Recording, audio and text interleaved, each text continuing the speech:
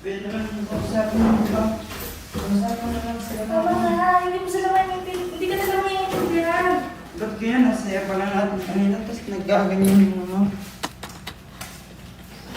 Ikaw lang umalis. Masaya pa lang natin kanina.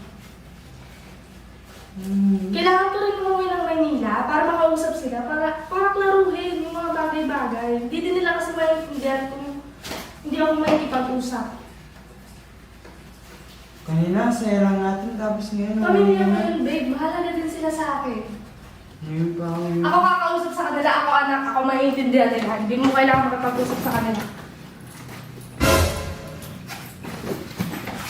Okay, sige na tayo sa taas. Oh, ano na gawin natin sa taas? Hayaan kita mag-desisyon. Hayaan ko yung desisyon mo.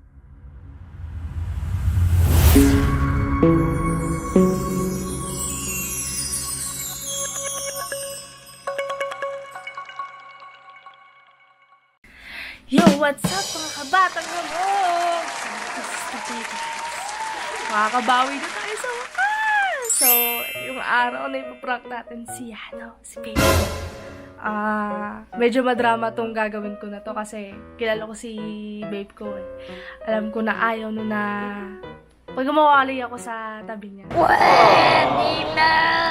So, alam ko at sana magiging successful tong gagawin ko na to. So, simulan na natin.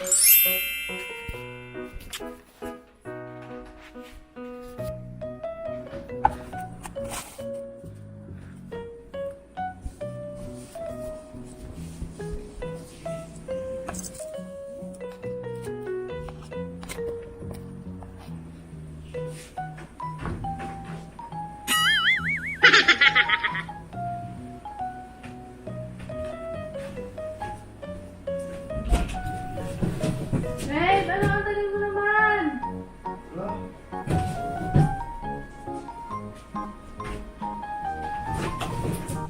Ikaw na sira. Tingnan yung sira doon. Naglinis ako kahapon. Ano ba mo?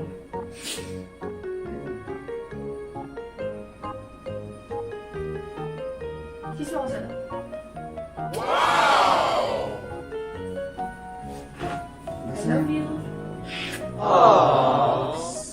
Pwede maglambing? Hindi ako pagkain. Gutom ako eh. Gusto ko ng ano, yung cup noodles. Bulalo ba? Matcha ba yun? Sabi gusto ko ng cracklings. Nagka-crave ako sa ano. Medyo maasim. Asim. Baka naglali ka. Hindi, agad. Hindi naman. Gusto ko lang talaga. Nagugutom din ako kasi di ba hindi pa ako nag-lunch? Bumili mo ako. Oo. Kahit mainit. Siyempre, mahal kita. Ano? Ano ba gusto mo? Yan lang. Tsaka drinks. Alam mo drinks. Drinks, ha? Siyempre. Gusto mo na ako siyempre bibilang mo.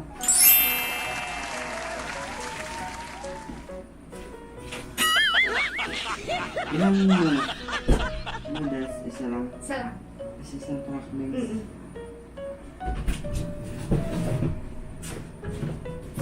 Bye-bye. Bye-bye.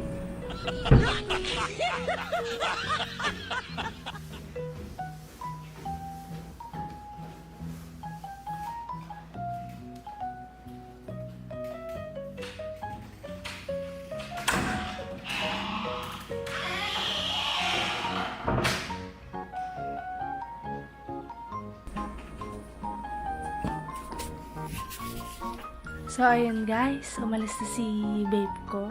At ngayon gagawin ko, mag-i-impake na ako. Magpapanggap ako na uwi akong Manila. At magpapanggap ako na tumawag si mama sa akin. At pinatitigil na ako magtrabaho dahil nasasaktan sila para sa akin at sa mga nabasa nila na pambaba sa akin. So, ang mangyayari is pauuwiin na nila ako sa Manila. So, ngayon guys.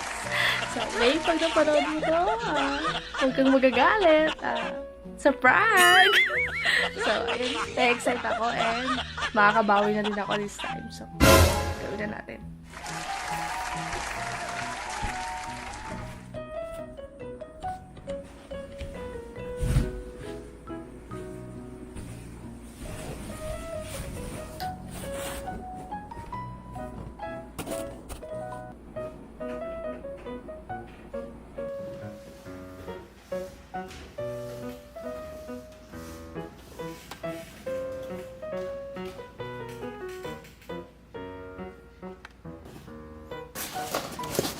yun guys, medyo malapit lang 7-Eleven dito kaya pabalik na yun. So punta tayo sa taas, ready na tayo.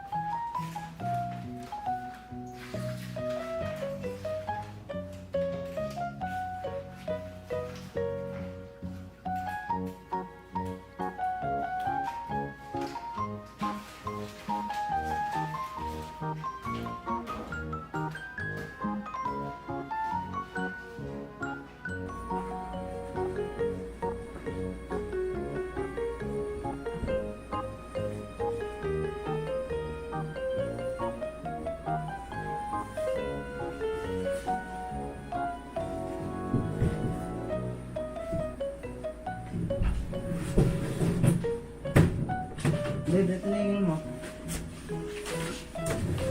Nabili mo.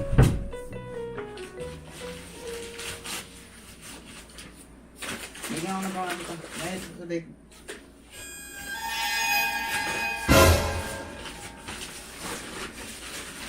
Ba't nakalabas na mga gamit mo?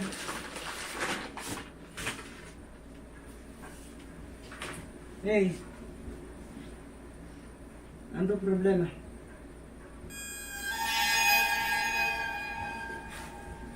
Ba't di ka nagsasalita? Marap na nga sa'yo. Ano ba problema? Ba't parang ang seryoso mo? Kailangan ko sa Ano? Ano ba sa problema sabihin mo? sana maintindihan mo. Wow. Sabihin mo nga pa.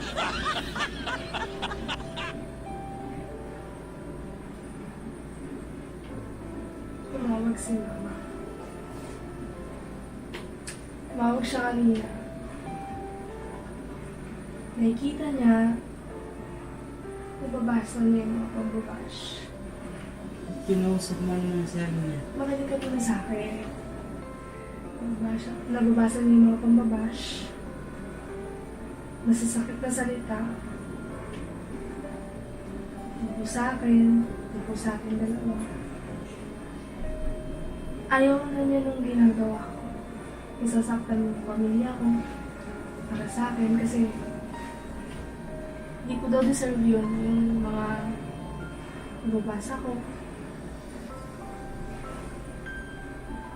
Nababalik na nila ako sa Manila. Huwag mo umalis. Huwag mo maglipid naman sila kausapin, di ba? Hindi mo naiintindihan, hindi nila kilala. Hindi mo nila kilala. Kakausapin mo sila. Magulang ko pa rin sila, kailangan ko silang sundan. Kausapin na lang natin sila, ma'am. Kailangan ko rin intindihin at unawain yung side ng family ko, hindi lang yung puro sa atin. Doon sila bumilok kasi ng mga basya. Hindi mo pwedeng ipaliwanag sa kanila yun. Kasi magulang yun, masasaktan na masasaktan sila para sa anak nila. Sana maintindihan mo din ako. Kung mahal mo ako, palayain mo. Wow! Maintindihan mo kung mahal mo ako, kung ba't ko gagawin ito. Iniwan mo dito. Anong gusto mong gawin ko? Sana huwag mo akong papiliin. Huwag mo akong papiliin kasi Di naman kita pinapapilipid naman natin silang kausapin, di ba? Paano natin sila Makakausap. kakausapin? Paano natin sila kakausapin? Mapapaliwanag mo sa kanila? Mapapatigil mo ba lahat ng mga taong nagsasalita ng di maganda sa akin, sa ating dalawa? Pag kinausap mo ba sila, hihinto ba yun? Hihinto ba yung pambabash natin? Hindi naman, di ba? Babe, unawain mo din ako. Nagpunta naman ako dito. Nagtrabaho ako dito. Nagkasama tayong dalawa. Hindi ba sapat yun? Pinamabalik na ako ni mama sa Manila kaya hindi. Nakapagsabi na ako na babalik ako. Huwag mo na sana umalis na yun. Hindi pwede. Huwag mo na akong iwan. Hindi mo kilala si mama. Hindi mo kilala yung family ko. Huwag na natin ipilit ang hindi pwede.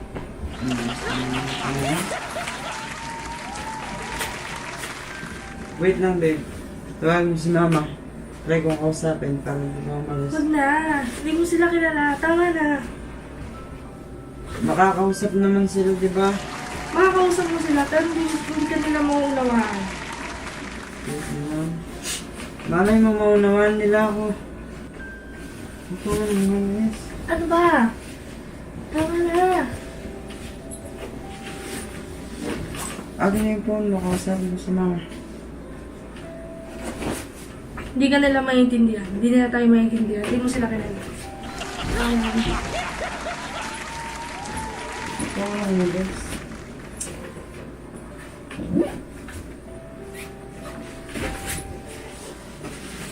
Tama na. Babe.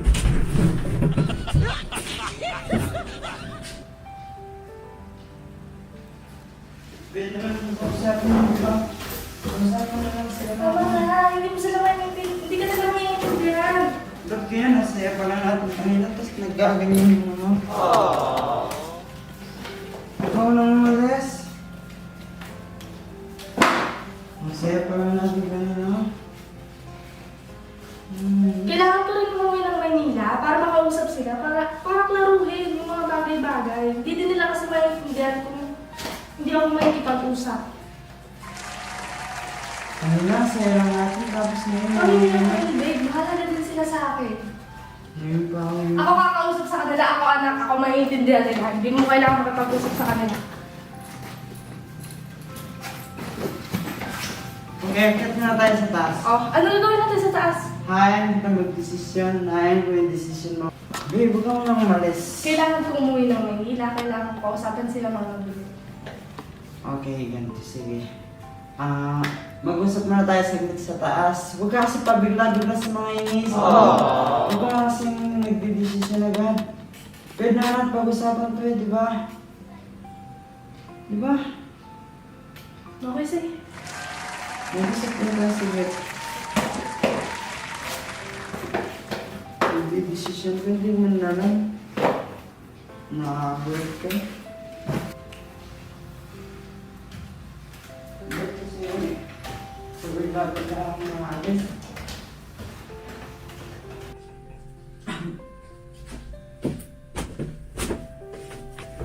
Ang basin, padawalan niyo sa akin. Ba't ka gusto nang umuwi? Tumawag si mama kanina. Ano ba sabi ni mama mo? Nababasa niya nga yung masasakit na bash. Masasakit na salita na nasasalo ko, na nasasalo natin dalawa.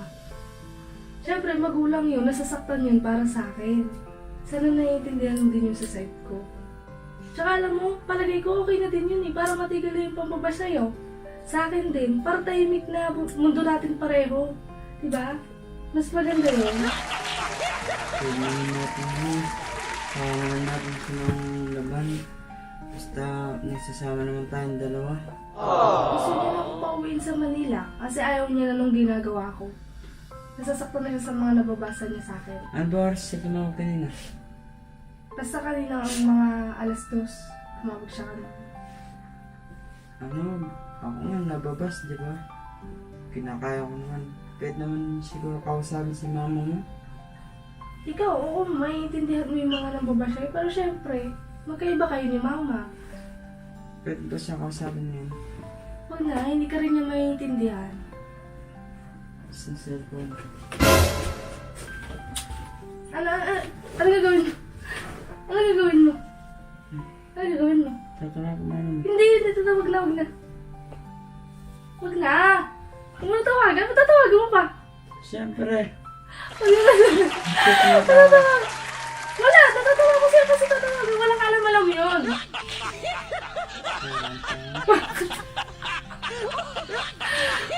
alam yun. Huwag mo nang tawagan. Ang boss nangyari, sabihin mo na. Ay, ka sa camera.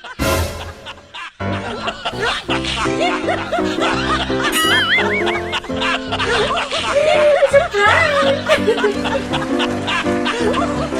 Revenge prank! Uy, pinauwi mo na talaga ako. Ayun guys, pinapauwi niya na talaga ako. Nainis siya sa akin.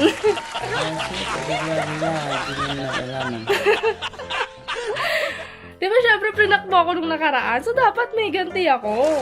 Diba? Hindi lang pwedeng araw-araw pasko sa'yo. Pag nag-away tayo, palagi nung ganyan. Uwi ako sa Manila. Siyempre ako, ano ako, alam mo yung natatrauma ako kasi ayaw kitang mawala sa tabi ko. Kaya tinitigilan kita kanina. Ay, joke lang naman yun. Prank nga lang yun. Syempre, di ba, prinak mo din ako nung nakaraan. So, parang bumawi lang din ako. Sorry na. Love you. I love Basta you. wag mo nang ulitin yan ah. Hindi na ako magpaprank ko. Hindi na kapalaman ko. Gumaganti ka. Tulo, natuwag. So ano? Ano ba? Nakumuwi ka na? Siyempre, mag-stay ako dito. Alam niyo guys, hindi ko naman iniwan to kasi sobrang love ko to. Ayun guys, na-prank niya ako. Siya nagwagi. Talo na naman ako. Bawi na lang tayo next time. Next time. Feeling ko wala nang next time. Meron yan. Magiging ano na ako sa paligid ko. Alert. Meron pa yan. Hindi ka naman.